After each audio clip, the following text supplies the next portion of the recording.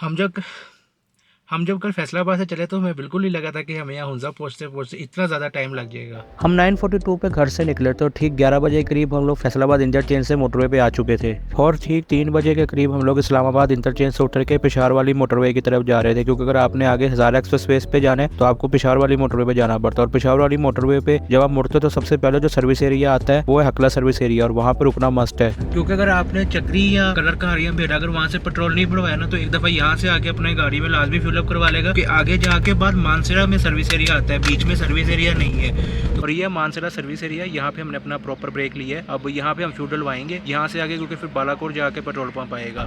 अब यहाँ पे ये जो समझे कि एक्सप्रेस वे कह ले, मोटरवे कह ले, वो खत्म हो गई। यहाँ से अब हम मिश्रा यहाँ पे मुड़ेंगे। ये एक गाँव में से फिर रास्ता होके तो बालाकोट जाता है। और ये रास्ता शॉर्टकट है क्योंकि ये रास्ता मेन बालाकोट सिटी को बाईपास करके आपको मेन बालाकोट मानसरा वाले रोड के साथ जाकर कनेक्ट कर देते हैं। और इसका बस रास्ता का जो 5 किलोमीटर है वो थोड़ा सा गंदा है क्योंकि वो एक गाँव में से होकर गुजरना पड़ता है और वो रास्ता टूटा हुआ है। और इतना मसला नहीं है ये, क्योंकि ये शॉर्टकट बहुत ज़्यादा है, ये बहुत ज़्यादा टाइम बचा देता है और सीधा PCM चौक से जाके कनेक्ट हो जाता है। अच्छा जी, अब हम पारस में खड़े हुए हैं। यहाँ पे पेट्रोल पंप है, यहाँ पे पेट्रोल डलवा लिया। पहले जब आप मानसरा से आते थे तो फिर बालाकोट में आके पेट्रोल पंप आपको मिलता था। अब ये है कि बालाकोट के बाद पारस में भी पेट्रोल पंप है। तो अगर आपने अगर नारायण नहीं रुकना और सीधा जाना है तो बेहतर है कि आप पारस से एक दफ़ा पेट्रोल डलवा लेगा, क्योंकि कई दफ़ा नारायण में जब रश हो जाए तो फिर वहाँ पेट्रोल नहीं मिलता। आगे वहाँ से ड्रम वगैरह वाला मिलता है, पर ये कि ये पेट्रोल ड्रम वाले से थोड़ा बेहतर होता है। यहाँ से आपने अगर टैंक फुल करवा लिया तो यहाँ से आपकी गाड़ी चलास तक आराम से चली जाएगी। बाकी अब यहाँ से आगे कागान है तो देखते हैं कि रास्ता टूटा कहाँ से शुरू होता है, क्योंकि मैंने सुना था पिछले दिनों के कागान से नारायण तक रास्ता जो है वो तकरीबन सारा टूटा हुआ है। तो देखते हैं कहाँ टूटा है। पारस के बाद जरीद आता है और जरीद के बाद मांडरी। इस ब्रिज को याद कर ली क्योंकि इस ब्रिज के बाद मांडरी शुरू हो जाता है और मांडरी जैसे ही शुरू होता है वहाँ से नारायण तक का रास्ता जो है वो सारे तकरीबन ख़राब है। ख़राब इन द सेंस वहाँ पे पोट होल है, टूटी सड़क है, कई जगह पानी भी थोड़ा बहुत होता है, मिट्टी बहुत है। तो ये सारा मसला है मांडरी से नारायण तक के रास्ते में। और कागान के बाद नारायण से 20 किलोमीटर पहले रास्ता और गंदा हो जाता है क्योंकि वहाँ पे डैम कंस्ट्रक्शन हो रही है, उस वजह से रास्ता जो है वो कच्चा ज़्यादा है और वहाँ पे कई दफ़ा बारिश हो जाए तो पानी भी स्लिपरी हो जाता है वो। और इतना मसले वाली बात नहीं है, आप किसी भी गाड़ी पे इजीली आ सकते हैं। बस नारायण से पहले 5 किलोमीटर पहले 1-2 ग्लेशियर, 1-2 वाटर क्रॉसिंग है, वहाँ पे आपने थोड़ा सा ध्यान रखना है। वहाँ पे गाड़ी जो है नीचे लग सकती है, तो बस वो थोड़ा सा सेक्शन है जहाँ पे आपने एहतियात करनी है। बाकी किसी भी गाड़ी पे आप इजीली यहाँ पे तक आ सकते हैं। अच्छा जी, पीछे जैसे मैंने आपको नारायण का सारा रास्ते का बताया, देखिए गाड़ी यहाँ पे आई हुई, इतना मसला नहीं है। और अभी टाइम हो रहा है तकरीबन 10:01 और अब हम सीधा जाएंगे बाबूसर टॉप की तरफ। देखते हैं कि नारायण से आगे का क्या रास्ते की क्या पोजीशन है, किस तरह। बाबूसर टॉप आज खुल गया, आज 12 जून है और 12 जून को बाबूसर टॉप खोलना था। पर ये कि बाबूसर टॉप की टाइमिंग रखी है, वो टाइमिंग रखी है सुबह 9 से शाम 4 बजे तक। आप सुबह 9 से 4 बजे तक वहाँ जा सकते हैं। 4 बजे के बाद ना आप चिलागुरी साइड से आ सकते हैं ना आप यहाँ से जा सकते हैं, तो इस बात का थोड़ा ध्यान रखना है। बाकी अब देखते हैं आगे किस तरह रास्ता है।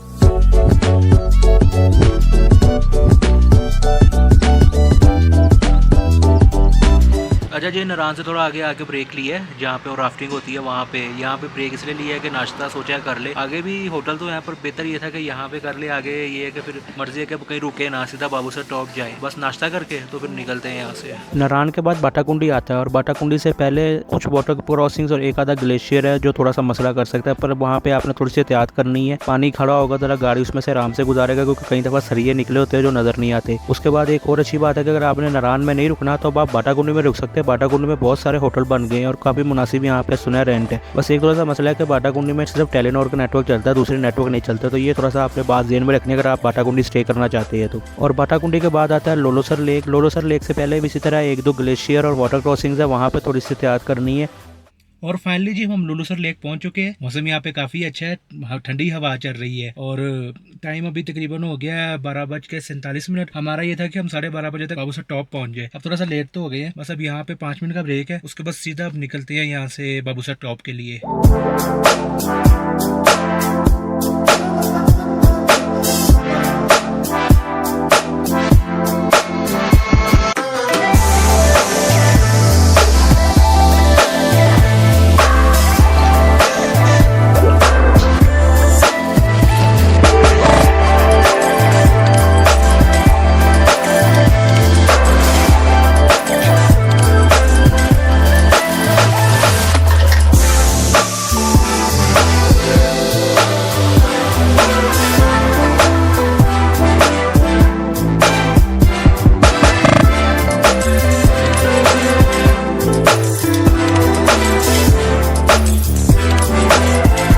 अल्हम्दुलिल्लाह जी, बाबूसर टॉप हम पहुंच पहुंच गए। आपने पीछे लोलोसर से रास्ता देख लिया किस तरह का है। अब यहाँ पे हम तकरीबन आधे पौधे घंटे की ब्रेक लेंगे। यहाँ पे मैं ज्यादा शूट नहीं कर रहा क्योंकि यहाँ पे रश बहुत ज्यादा है और लेडीज भी है तो मुझे मुनासिब नहीं लग रहा इस तरह शूट करना। टाइम अभी तकरीबन हो रहा है 1:40। हमारी मर्जी यही है कि हम अब यहाँ से ना आधे घंटे बाद निकले और कोशिश हमारी आज यही है कि हम ना हुंजा पहुंच जाए। तो बाकी देखिए अल्लाह खैर करे, देखिए कहाँ तक जाते हैं। बाकी बस अब यहाँ से निकलते और आगे देखते आगे की क्या पोजीशन है। बाबूसर टॉप नीचे उतरते हुए हमें इतनी बर्फ मिली जितनी हमें बाबूसर टॉप चढ़ते हुए मिली। और अब हमें समझ आ रहा है कि अथॉरिटीज़ ने 4 बजे का टाइम क्यों रखा बाबूसर टॉप को। उसकी वजह ये है कि यहाँ जितनी बर्फ पड़ी है जो बर्फ पिघल रही है मुसलसल, और शाम में जैसे टेम्परेचर नीचे जाता है तो सड़क पे जो ये पानी है ये कोरा बन के जम जाता है। उस वजह से गाड़ियाँ जो है बहुत ज़्यादा स्लिप होती हैं। इस वजह से टाइमिंग 4 बजे है। बेशक आप चलास से बाबूसर टॉप की तरफ आए या नारायण से बाबूसर टॉप की तरफ आए, टाइमिंग दोनों साइड पे 4 बजे की है।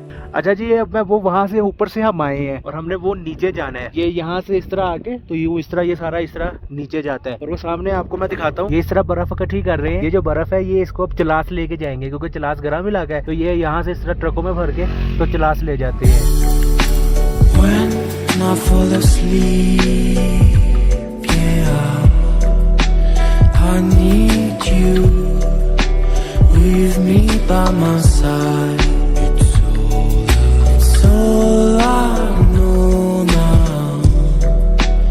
I need you with me by my side.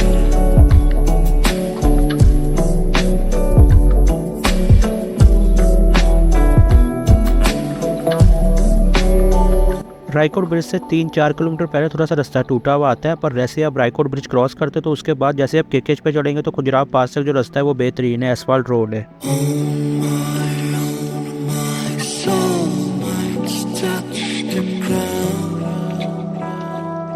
I need someone to hold my mind.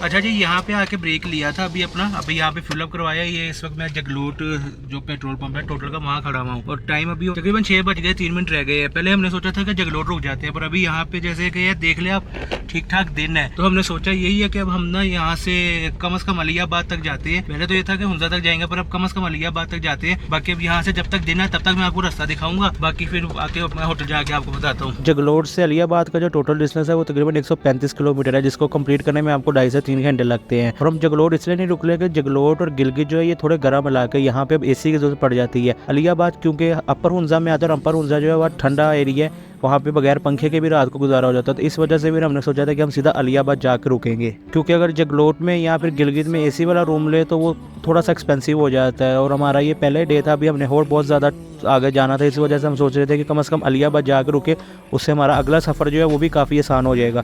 इस वजह से फिर हम सीधा अलियाबाद चले गए थे। अल्हम्दुलिल्लाह जी, हम हुंजा पहुंच गए हैं। टाइम अभी तकरीबन 10 बज रहे हैं। अभी मैंने वो फ्लैश लाइट जलाई हुई तो मैं टाइम दिखा नहीं सकूंगा। बाकी टोटल सफ़र जो फैसलाबाद से हमने यहाँ तक किया है वो है 858 किलोमीटर और इस सफ़र हमें करने में तकरीबन 24 घंटे लग गए। कल हम तकरीबन इतने बजे घर से निकले थे। बाकी अब यहाँ पे मैंने रूम वगैरह ले लिया। वीडियो आगे बहुत लंबी हो गई है तो ये सारा रूम वूम ये सारा मैं आपको इंशाल्लाह अगली वीडियो में बताऊंगा। बाकी अगर ये वीडियो अच्छी लगी तो वीडियो को लाइक कर दे, चैनल बनाए तो चैनल को सब्सक्राइब कर दे। और अभी हम आज बाबूसर टॉप वाले रास्ते से आए हैं, एक केकेच वाला रास्ता, कराक्रम हाईवे वाला रास्ता। अगर आपने वो वीडियो देखनी है तो वो आपको ये आ रही होगी, तो आप ये वीडियो देख लें।